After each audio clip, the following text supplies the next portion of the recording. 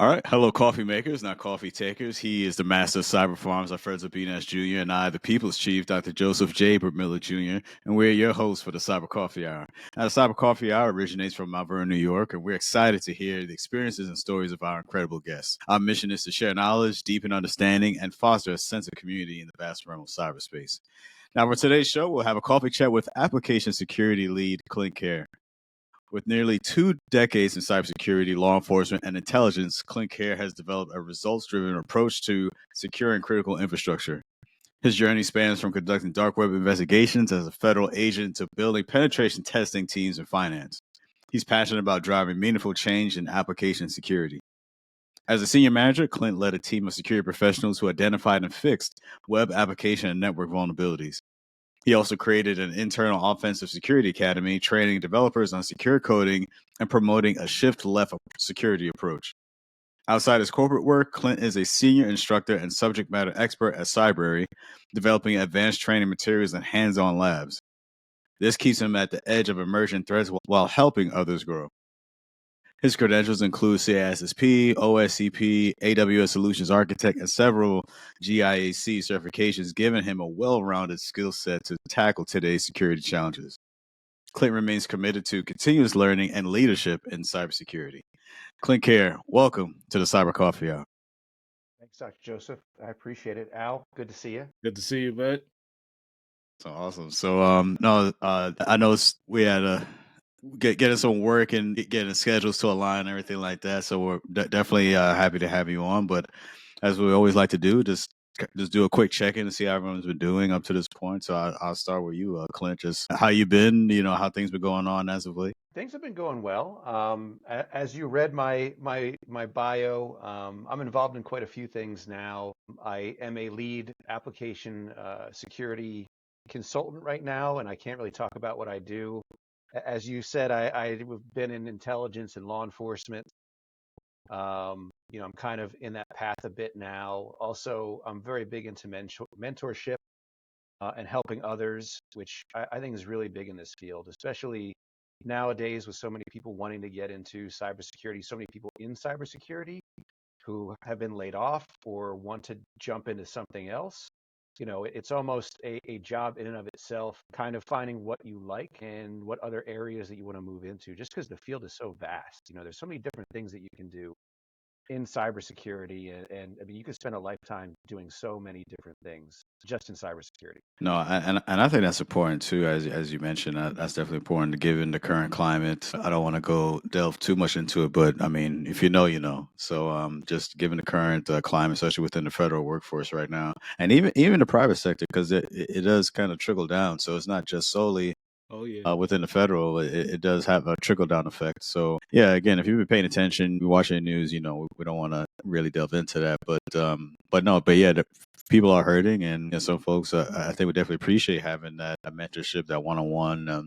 Because some folks may be kind of lost at what the next step is or what they should do next in their career. So I think mentorship is more important now than ever. So definitely appreciate you doing that. Alfredo, how you doing, sir?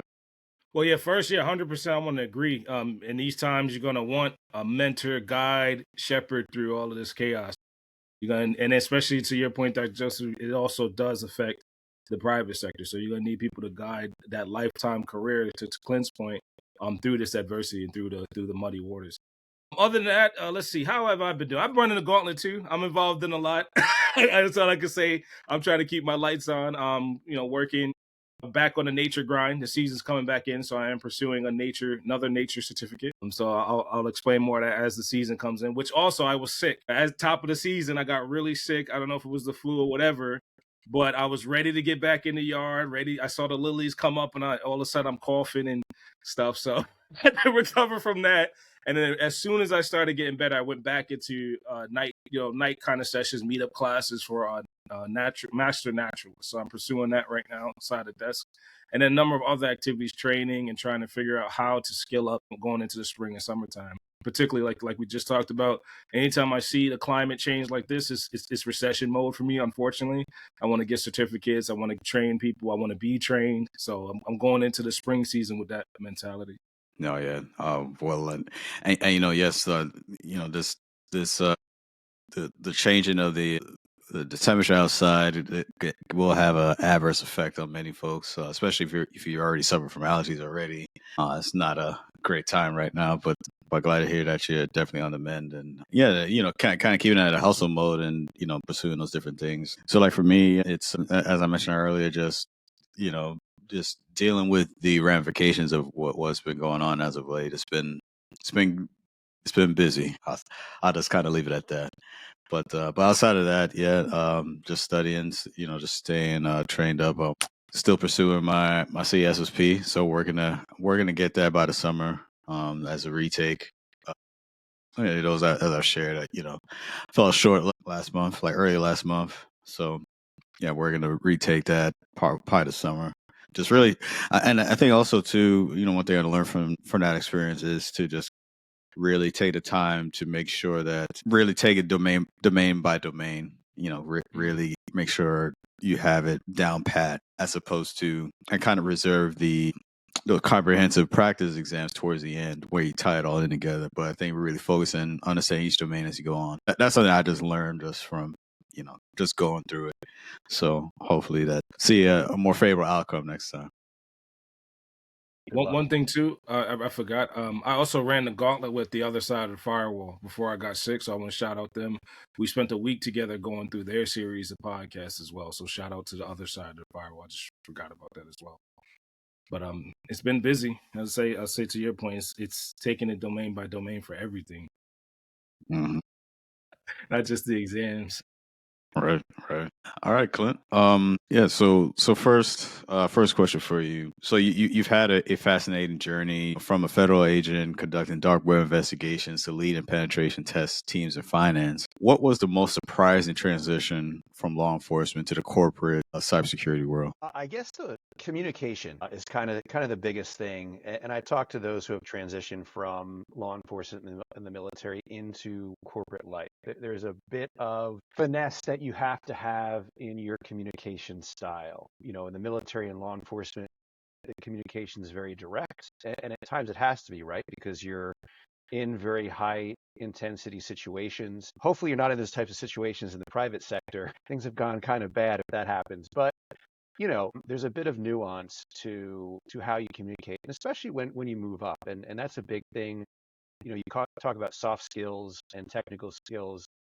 The people that really flourish are those who know how to do the technical stuff, but also speak to people about things in a way that they can understand it. And I think that's really important. So, I think there's kind of memes and jokes now about like circling back and we'll take that offline and don't boil the ocean.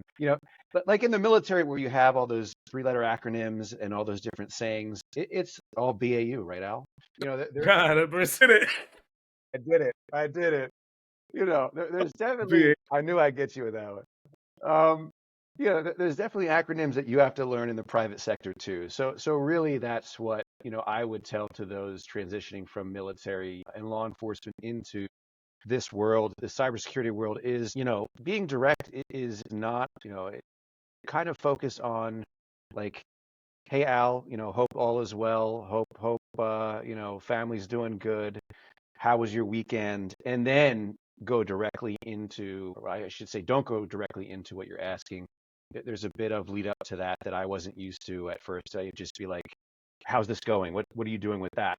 And that was a bit abrupt. So Yeah, things I've learned. I'll take that in the private sector if you were too abrupt. Oh, don't worry, I'm gonna go get a coffee. We'll talk about it later. But to your point, the former, hey, my weekend was great. I had a good trip to a coffee shop. The kids went to the state park. Let's jump on these findings, right? The private sector is kind of like you said, you got to pivot with the vernacular, because when you go to direct, people run away. They're like, hey, look, I don't want this guy's about to work too hard. Let's go get a cup of coffee real quick because my weekend was great and I don't want him to ruin it, Right, exactly. But yeah, that plays into the next question we have, right? When you established the internal offensive security academy, what resistance did you face in the shift in security mindset? How did you overcome it? Sure. I mean, it's all audience dependent, right? A lot of people want to become hackers, but the other part of it is I found with developers, there's that great meme out there where it's like that board you had when you were a kid, and it's like the square goes in the square hole, the circle goes in the square hole, the triangle goes in the square hole, and you see this woman's expression. She's like Yeah. freaking out. Like Yeah. developers are like, I made it this way. Why aren't you doing it like this? And hackers are like, I can do whatever I want, right? Right. Like it's that complete shift in mindset. So, there was or there is a certification that developers have to get in secure coding. And as a hacker, I'd go into it and like look directly for the vulnerable piece of code, whereas developers would look holistically at the application. What is the application doing? I have a very targeted way of looking at things. I think a lot of hackers, try to identify the vulnerabilities. The developers, the engineers want to understand what the application does. And I had to tweak my mindset, but I also had to get buy-in from them because I think a lot of developers see security as a pain, right? They're trying to get things to production.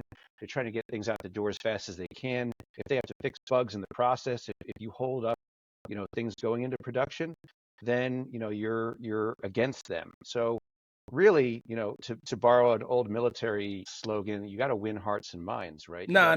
So wait. Let's go back to for a second. I had to realize what you were talking about with the Offensive Security Academy. So when you say they look at, you're talking like secure cold war and all the different scans that they had to do to look at vulnerabilities in application.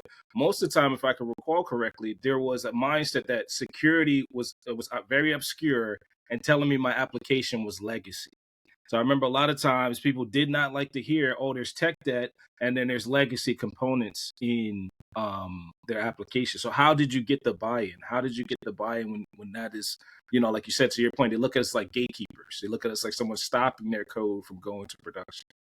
How did you get buy-in from those same developers? Yeah, so buy-in, I mean, we try to make it fun, right, Al? We try to incentivize developers to think like attackers, and to your point, there's a lot of legacy applications. There's a lot of, if you see, particularly like depending on their tech stack, like let's say if they have a WordPress website, right, that has outdated plugins and things like that, that's a big red flag for those trying to secure networks. It's a lot of fun for somebody attacking networks, but you need to say, even if we put on a CTF, right? Like these are the vulnerabilities let's try to find the vulnerabilities in WordPress. Let's do WP scan, and you show them the output of WP scanning. You can say, this is what an attacker is going to do to find vulnerabilities in your website, and you bring them on that journey, right?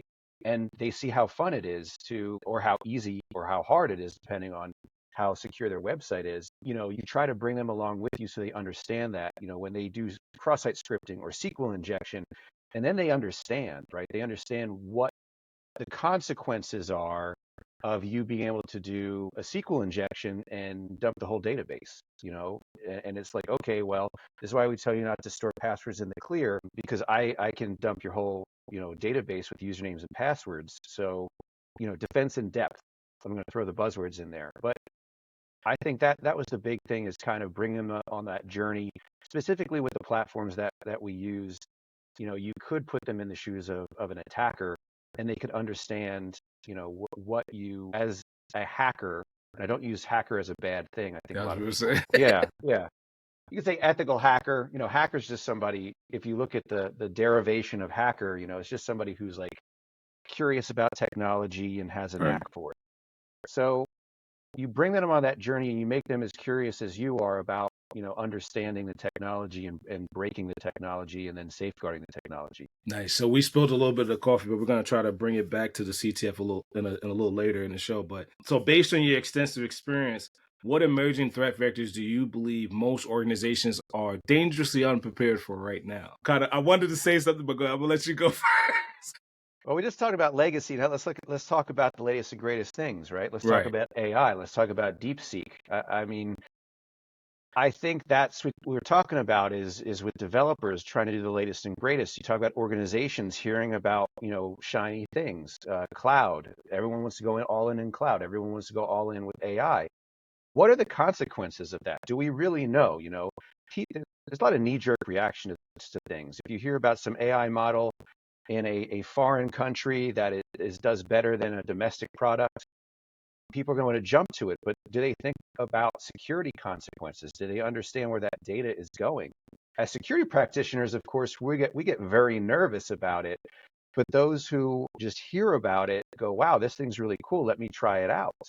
And then they're telling it all kinds of things about their personal lives or whatever, and some foreign adversary has access to it. So, I think that's why us in security, we really need to have that outreach, that public outreach of helping people understand why that it's important to understand the technology before you start using it. And I think some folks will, and I definitely hear what you're saying, because I think for a lot of people, they have that FOMO, like they don't want to be the one, and for those uninitiated, fear of missing out. They don't want to be the one that doesn't have it or have that, as you mentioned, that shiny thing as well. They don't want to be the one left out. So I think there is still maybe a percentage of people, even when you do try to explain the risk and that comes with that, be like, man, I ain't trying to hear that. I just need to get it because my friend got it. Right. So yeah, you're still going to have those, even though we do our part, try to explain and educate folks. It's still ultimately up to them to take that, take heed of that advice or that instruction. But no, you're definitely right. A lot of folks kind of tend to just jump right in without really understanding full circle, like what those consequences or ramifications of having this application or app, could really mean. Yeah, for our coffee maker listeners, it shows the expertise in how the question was phrased. To your credit, Dr. Joseph, right? Dangerously unprepared, right? I agree with you, Clint. And I agree with you, Dr. Joseph. We are dangerously unprepared to assess AI, foreign or domestic, right? A lot of folks, they look at it like you said, Dr. Joseph, a new pair of sneakers. My buddy got it, and I want to put them on too. And I want to go out there dangerously and build models that are grabbing all data sets. I mean, look at it. We don't even talk about app security for LLM. Everybody just jumps into, like, to your point, Clint, the latest foreign hot investment, right? The latest foreign model that can do everything that's shiny today. But who did a pen test on it? Who put it on a platform and said, look, do we meet any controls for AR governance? There's our QBAC, right? Governance, risk, and compliance. Do we do that today for AI? Do we do remediation for any of these findings yet? I haven't seen it. But to your point, this is going to play into the next question very well, right? You've worn many hats in cybersecurity: instructor, manager, federal instructor, managers, federal agent, pen tester.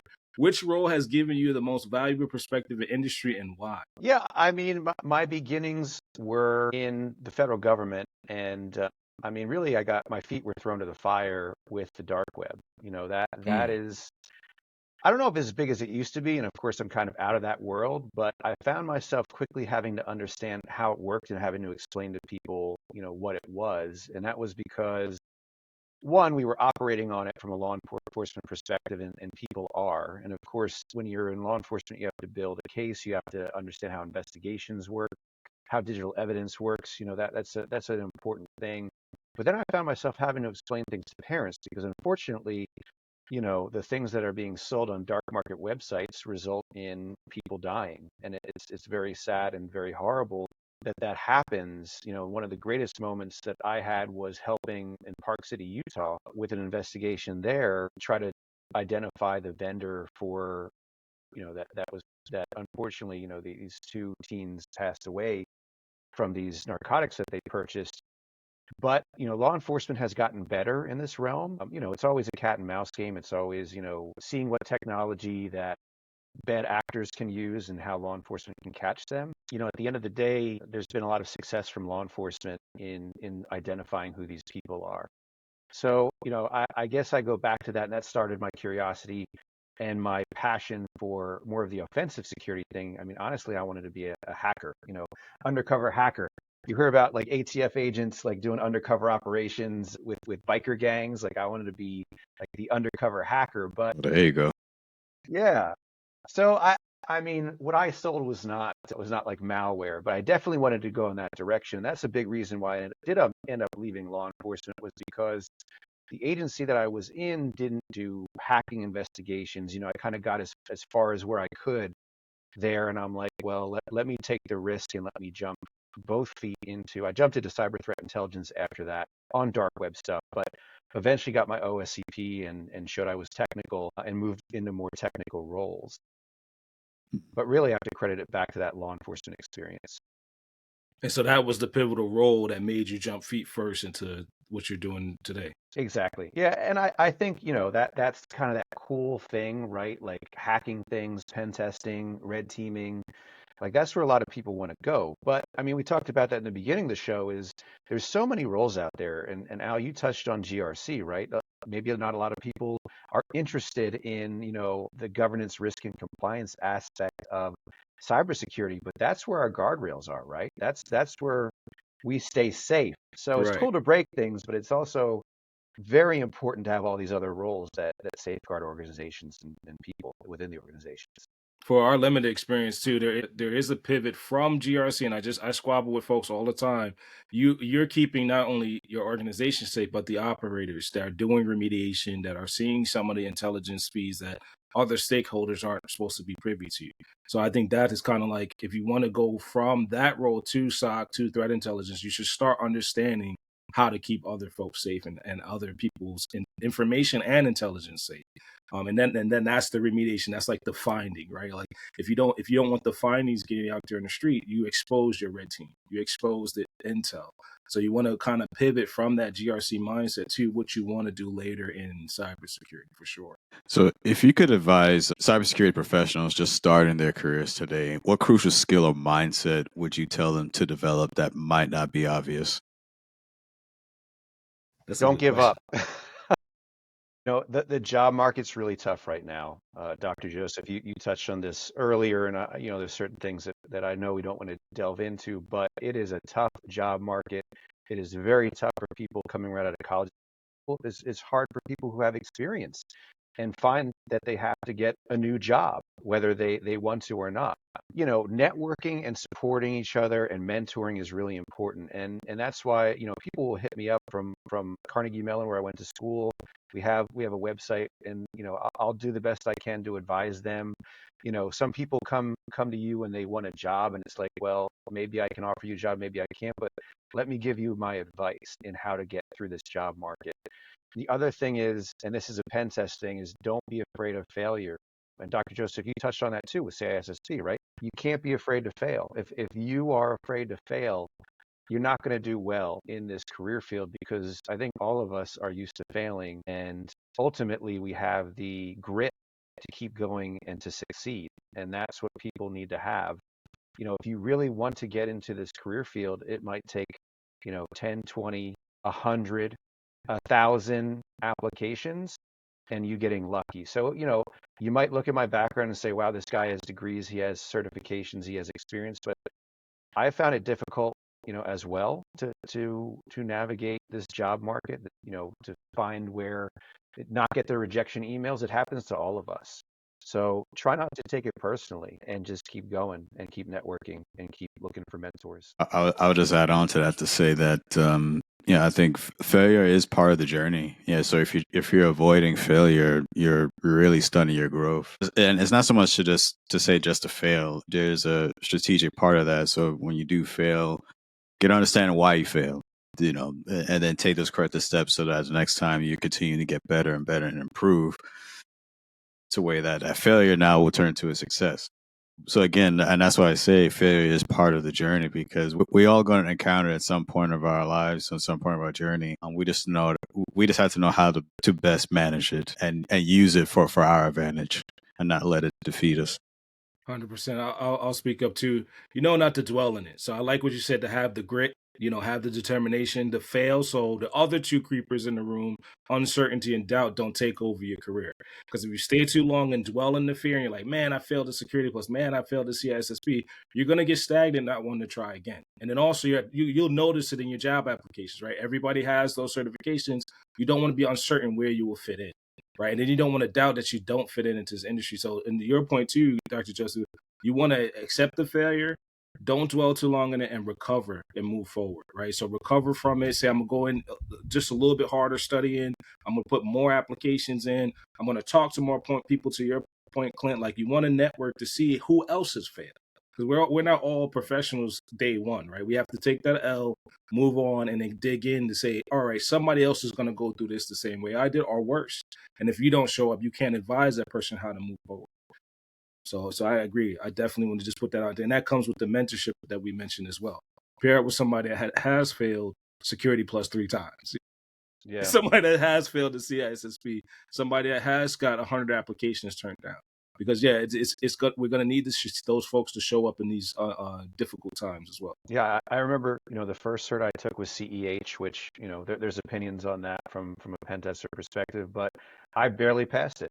Then I took the CHFI. I barely passed it. I took courses through the Defense Cyber Investigation Training Academy. I barely passed those, and I'm like, do I even belong in this career field? Like, am I making a smart decision going from law enforcement into cybersecurity when I can barely pass these tests?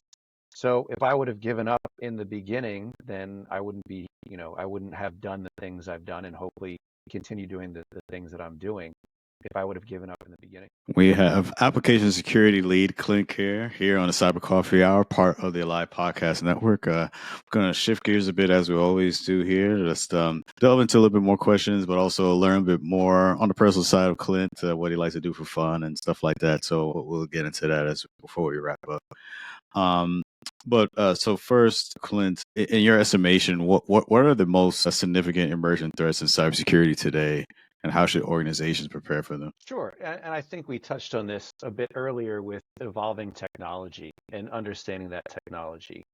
So, we talked a bit about the FOMO, Dr. Joseph, that you mentioned, and people, there's so many things you can control from an organizational perspective, right? You can give people work laptops and have a proxy that doesn't let them go to certain websites, but they also have their phone sit next to them with a cellular connection, and they can surf to, whatever they want. Maybe, they have, you have a policy in place that you can't use AI on your corporate machine, but people are using it on their phones. So, if you've worked in DLP at all, this is whack-a-mole, right? You can put policies in place, you can put technical controls in place, but people, will always, I think there was a story about, someone at a large company who installed some AI model into the corporate network, and they got compromised from doing that.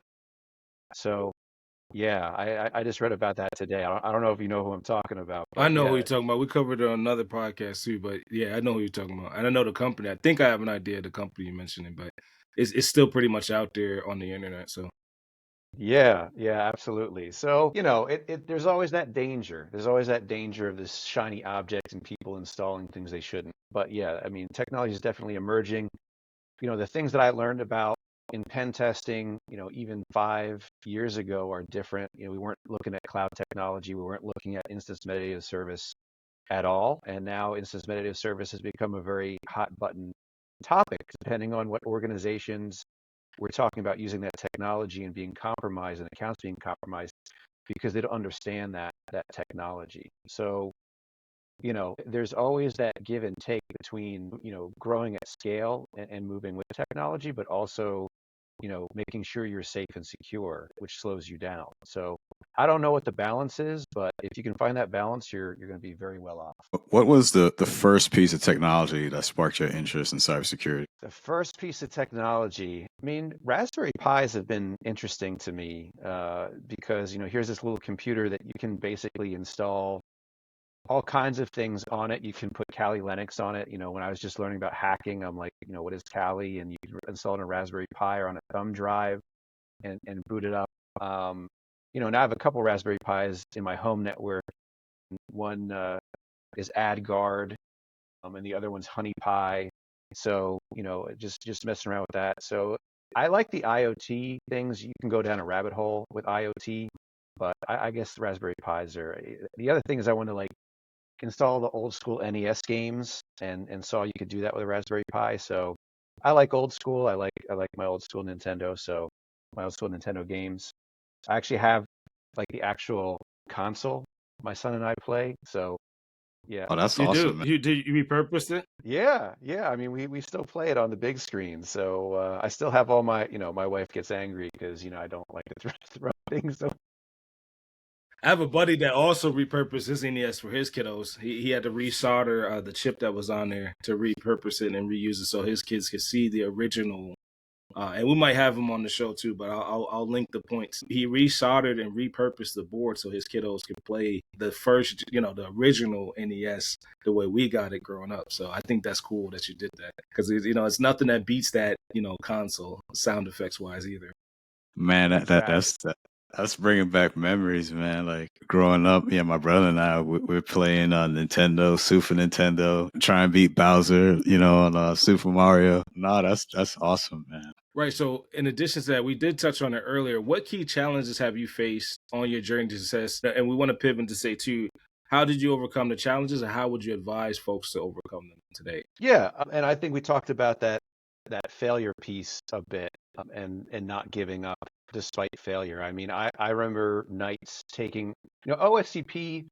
I think the reason why, and now there's OSCP Plus, and people have opinions on it, but if I'm looking at it from the perspective of realism, it may not be realistic in certain ways. I know when the buffer overflow is there, when I took it, maybe it's still there. Some people said, oh, that's not really what we deal with nowadays. Now we deal with Active Directory more, and voila, now they added Active Directory into it. But, the other criticism I heard is this isn't realistic. Well, I don't know if it, one, it kind of measures your technical grit, right? Your ability to figure out puzzles, and also your ability to at times maybe stay up. I would say it's 23.5 hour exam. Are you staying up that whole time? You're going to burn yourself out if you are, but do you have that determination to figure this stuff out? So if I'm a hiring manager and I see someone as OSCP, great if you passed your first time, but it's even greater, I think, if you admit that you failed it a few times, because that shows me that you are willing to keep going. You are willing to learn from your mistakes. And Dr. Joseph, you touched on that, right? It's not just failure, it's getting better. I just failed the GIAC Python coder exam back in August. How I'm sorry, I heard that. How tough was that one too? That one sounds like it's pretty tough. Well, that's the thing I've always struggled with in this career field is I wasn't a developer, and Python is something I always wanted to learn, and I'm more academic in my learning style. So I'm like, I can buy the books, I can take the Udemy courses, but unless I'm being tested on it, I'm not going to really learn it as well as I should. So for me as a non-developer, it was quite difficult. But I'd say if you have that background, you're going to do just fine. But that was the thing, is I failed it, and I learned even more, and I passed it. I think same thing with OSCP is the third time that I took it, I knew far more. Like I got every box, every flag, I truly understood it. So when you fail, if you keep practicing, you're going to be at a better spot than you were when you took that exam or certification the first time. Right. So to pivot to a little bit further, because I got something in the response here. Would you say the egos add too much noise as a teacher and mentor? Like, do you feel like the folks that pass the exams add too much noise and act like they're like the new hotness in the industry? I'll try. I'm going to try to be as careful as I can. I think there are a lot of voices in this industry, and you look at their resumes and you go, like. I love it. That's why we're here. Yeah. Good answer, Clint. Yeah. I won't go too much further down that path, but you're like, okay. So I get what you're saying, though. Yeah. Yeah, same. So that's what we're here for. That's the mentorship we want to hear about. Like, did you really do any engagements? Where's your findings? Right. Exactly. Because I mean, the influencing, I think, is an art in of itself. And I was never, coming from government, Dr. Joseph, like we're just not trained to be out there, right? And that was a big thing that I had to learn going from government to the private sector is I had to start up a LinkedIn profile. I being in intelligence and law enforcement, we didn't have those things because we were afraid about threat actors. Right. Right. I'm not the guy on YouTube going like, ooh, look at that. Yeah. Or like, yeah. I can't stand those, by the way. We're in the gray area, man. Sorry, go ahead. That's so hilarious. I mean, if that's the way that you find, how you teach and help people, then great. Keep going. But, it's the people that claim that they're experts or claim that they've done all that. And like Al said, but, you check their background and they haven't done all that. So there is noise out there. So really, you want to, and that's the great thing about LinkedIn too, right? You can check the people's backgrounds and you can see, what they've done, what projects they've worked on. So, definitely do your OSINT, do your checking of who you're listening to, because there are plenty of teachers that I've seen who you look at their background and they have zero experience in what they're talking about. So, do your checks, watch out for the noise. And, those people doing this, maybe you have all the certifications and you're great. I don't mean to put you down. That's just not me. Yeah. But good on you if you're helping people, because that's really what it comes down to. And I think Alfredo, I think we touched on this, probably even going back to season 1, where we talk about, certain, I guess, individuals in the industry that I would say try to capitalize on people's weaknesses, or not weaknesses, desperation, I say, maybe especially during around COVID, looking for trying, pivot to a new career in cybersecurity, and they offer in these very expensive programs, and as you sign up for it, you pay up, and then you don't really get what you pay for. Unfortunately, it's painting a bad light onto the industry as a whole, because now, okay, say, hey, I was trying to get a cyber, follow this person, he said he gets XYZ certs, experience, whatever, and then I go to class and he didn't even show up, or I didn't get exactly what I was supposed to get. So again, and then it may cause that individual to go to another career field, whatever the case is. So yeah, you do have to. Unfortunately, there are folks in this industry that are dishonest. There's really no other way to say it. But I could speak to that a little bit real quick. So coming from mostly the private sector, it was very difficult to be vulnerable, right? So I had to learn this too, even in my personal life. Like, I'm a transparent person in the private sector. Like you said, I had to LinkedIn. We built this podcast on LinkedIn, right? And then I had to realize with multiple engagements, we look at my profile, you're like, hold on. People might say that you don't know what you're talking about. So what you're saying too, when we started the first season, we kind of saw the boot campers like, yo, and not to call anybody else, because I don't want to get any comments stuff, but we're like, why are you charging for something for so much, and you're on YouTube at, like, look at me. Mm-hmm. So a lot of that was like bothering me. I know what you're saying in the first season, because we talked about it a couple episodes ago too in that season.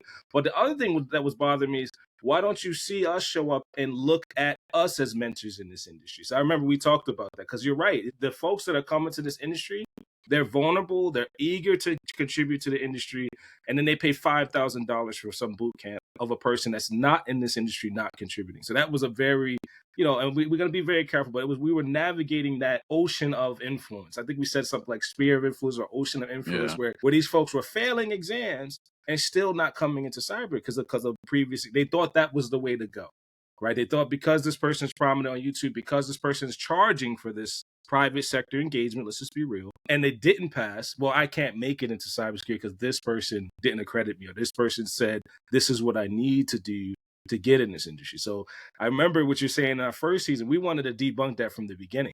And I'm glad we're kind of still showing up and still doing it, but it's very difficult when you look at the private sector side of it as a status quo. They have the financing, they have the companies, they have the backing of some very prominent cybersecurity companies, but then you say, where's their accreditation? Mm-hmm. Where are how many people that they got? Just like school, right? Like, to your point, Clint, you can't do that at Carnegie Mellon. You can't do that at, Utica. Shout out to Utica, right? You can't do that at any Washington University, Washington State and Georgia State universities, right? Why is these boot camps allowed to accreditate folks and charge them, but not prove that they got an X number of professionals in industry? So we might have to do a separate episode on that one. For sure, because it bothered me when we started our podcast. I remember we talked about it, and we'd had a couple episodes of folks saying the same thing. But let's lighten the mood a little bit, right? What would you say is your favorite cup of coffee that helps you get through your day? Sure. So well, it depends. I kind of transition to different coffees throughout the day. To start the morning off, I go with cold brew. It's called Wandering Bear. You can order it online. But that's kind of my favorite. They have all these different flavors. When I get into work, I'll usually do like a cappuccino or a sweet latte. But if we go straight coffee, I reference Carnegie Mellon here, but I've got my Wandering Bear cold brew. That's my favorite. So Wandering Bear is the name of the flavor or the name of the company? Name of the company. So I Okay. get them shipped here. It's kind of cool. They have little cartons that they come in. Also, on the subscription coffees too. So you Yeah. subscribe. Oh, do they try like different flights or a cold brew? Yeah. I mean, you can order all different flavors. Like I think there's Irish cream, just because of St. Patty's Day, but they have caramel. They got vanilla. They got hazelnut. They got Nice. raspberry mocha. So they got everything. So that's my favorite. That's awesome. So if you could have any superpower to help you in cybersecurity, what would it be and why? Sure. I don't come from that developer background again, and I'm trying to understand architecture more. So if I could understand architectural diagrams, especially in giant enterprise environments, like when people pull those things up, I'm like, this is like the Matrix, right? I'm like, I'm trying to understand everything going on in that diagram. Right. So if I could easily look at that network diagram, with all those services and microservices and look at, the flow of the application, and if I could just look at that and understand it, in 5 seconds, like or less, that I think would be a superpower. Yeah, that would be awesome. Honestly, I think a lot of folks would actually benefit from that. I'll be reading textbooks like nothing. Yeah. Split Short second. circuit. A lot of the architects too, it takes them months. They don't admit it too, because I don't think I'm a developer. I don't pretend to be one on this podcast, but it takes months to do those diagrams. And when you really think about it, by the time it's in production, it's equally a couple weeks out of date. So don't look at them and think like it's intimidating, but look at it from a perspective of how you already know how to attack that architecture. Yeah. So just reverse engineer those pieces. That's the thing, right? Right? Because as a pen tester, like you think about what's my scope, I see, how your application, what's involved. There's a Redis database here, you look at the full flow of the application, you're like, what can I attack? Maybe it interacts with some API with Google, and you're like, well, I need to watch out for that. And the developers you're with, you're relying on them to tell you what the scope is. I mean, there's third-party components involved, and they don't know that. So you start attacking something you're not supposed to. So really understanding that, especially from a liability and a pen tester perspective, is really important. But also from an architectural perspective as well, as far as your threat surface, or how attackers can get into your application is important as well. But who on the not to take it too off the rails, but who on the developer team? I don't think there's anyone on the developer team that knows that much of the architecture, right? To say this is where there's platform engineers, obviously that's new. There's site reliability engineers, sure, that's a 10-year game. But in my experience, I haven't really seen anyone that's thought like an attacker until they get scanned, until they use a scanner, or until they use like a tool to say this is where Redis could be attacked, or this is where what's my favorite one? This particular API gateway could be attacked. That's a hard one too, by the way. Right. When you talk about the matrix, like I still don't understand how API gateway patterns get stood up and provision and production, things like that. But to bring it full circle, I don't think there is a role in development team in the specific development team that onboards that kind of mindset. You have to be outside the developer team today anyway. It might change like right after this episode.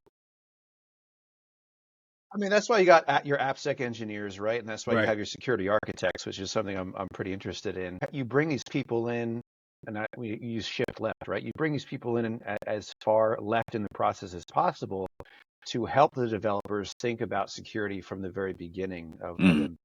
So that links up. That's a re-platform though. So I'm an architect, right? We talked about this before, Clint. You're not thinking on the existing prod environment. You're thinking like, oh, we got hit. It's time to re-platform. Right. It's time to rebuild because this guy Clint destroyed us, So I see what you're saying, but yes, it is the security architect in that case. It would be like a higher up staff engineer that would re-architect. So that's a good point. That would be somebody in the development team. But then again, we would need AppSec folks too, because absolutely. I can run my brain on the same diagram to say which resources are vulnerable, right? We need a pen tester to show us that. So you're right. That's a good point. That's a very good superpower.